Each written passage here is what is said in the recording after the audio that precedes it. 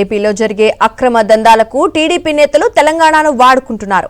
విచ్చలవిడిగా దందాలు చేసి సరిహద్దుల్లో ఉన్న తెలంగాణ నుంచి చేర్చాలనుకున్న చోటుకు తరలించి కోర్టు వెనకేసుకుంటున్నారు. ఇక తాజాగా ఎలాంటి అనుమతులు లేకుండా జీఎస్టీ చెల్లించకుండా రాయల్టీ రూపంలో ప్రభుత్వానికి రావాల్సిన సొమ్మును ఎగ్గొట్టి విచ్చలవిడిగా గ్రానైట్ అక్రమ రవాణా చేస్తూ జేబులు నింపుకుంటున్నారు టీడీపీ నేతలు. తాజాగా బాపట్ల, ప్రకాశం జిల్లాల నుంచి గ్రానైట్ తరలిస్తోన్న లారీలు సూర్యాపేట జిల్లా కోదాడ వద్ద జీఎస్టీ అధికారులకు పట్టుబడ్డాయి. దీనిపై మరింత సమాచారం మా ప్రతినిధి అశోక్ అందిస్తారు.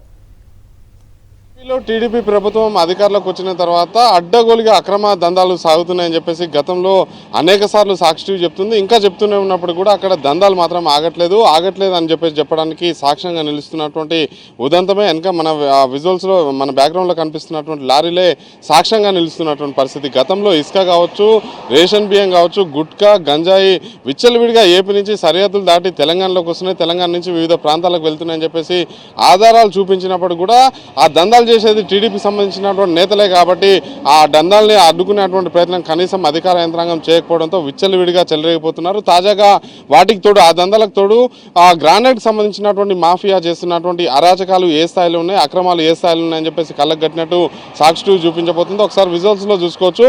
ఆ చిత్తూరు, ప్రకాశం, బాపట్ల జిల్లాల్లో విచ్చలవిడిగా గ్రానైట్ పరిశ్రమలనే అక్కడ ఆ రాయల్టీ చెల్లించకుండా, జీఎస్టీ చెల్లించకుండా బ్లాక్ దందాలు చేస్తున్నారు. బ్లాక్ దందాలు చేస్తూ కూడా విచ్చలవిడిగా కోట్లాది రూపాయలు జేబుల్లో వేసుకుంటున్నారు టీడీపీ నేతలు అని చెప్పేసి ఆరోపణలు వస్తున్నటువంటి నేపథ్యంలోనే ఆరోపణలకు బలం చేకూర్చేలాగా ప్రస్తుతం ఆ బాపట్ల, ప్రకాశం జిల్లాలో అక్రమంగా గ్రానైట్ తవ్వి ఆ తర్వాత ఆ గ్రానైట్ తవ్వినటువంటి గ్రానైట్ని వివిధ రాష్ట్రాలకి తరలిస్తుండగా ఇక్కడ అంటే వివిధ ప్రాంతాల నుంచి మహారాష్ట్రతో పాటు ఇటు ఖమ్మం కావచ్చు, ఖమ్మంతో పాటు మిగిలినటువంటి ప్రాంతాలు కూడా తరలిస్తూ కూడా సొమ్ము చేసుకుంటున్నటువంటి పరిస్థితి. ఇక్కడ ఏపీ నుంచి ప్రకాశం, బాపట్ల జిల్లాల నుంచి వస్తున్నటువంటి లారీలు విచ్చలవిడిగా వస్తున్నాయి. అదే సమయంలో ఇక్కడ ఉన్నటువంటి కొంతమంది అధికార యంత్రాంగాన్ని, తెలంగాణలో ఉన్నటువంటి అధికార యంత్రాంగాన్ని మచ్చిక చేసుకున్నటువంటి మాఫియా ఈ లారీలను అడ్డుకోకుండా ఉండేందుకు వాళ్ళకు కూడా డబ్బులు ఎరవేసినట్టు ఆరోపణలు ఉన్నటువంటి నేపథ్యంలోనే పూర్తిస్థాయిలో విచారణ చేయాల్సినటువంటి అవసరం ఉంది. ఎందుకంటే ఇక్కడ పట్టుబడ్డటువంటి 10 లారీలకు సంబంధించి ఒక లారీ వెళ్ళిపోయింది,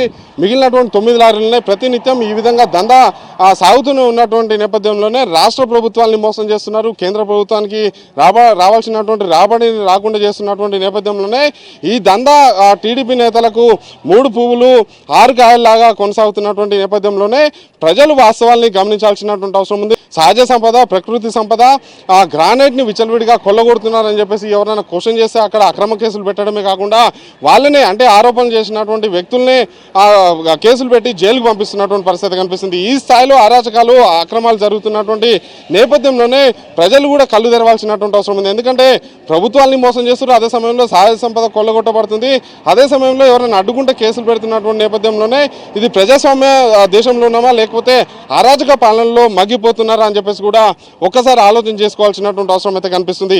ఈ స్థాయిలో దందా జరుగుతుంది. మరిన్ని అప్డేట్స్ కోసం ఛానల్ ను సబ్స్క్రైబ్ చేయండి. నోటిఫికేషన్స్ కోసం బెల్ ఐకాన్ పై క్లిక్ చేయండి.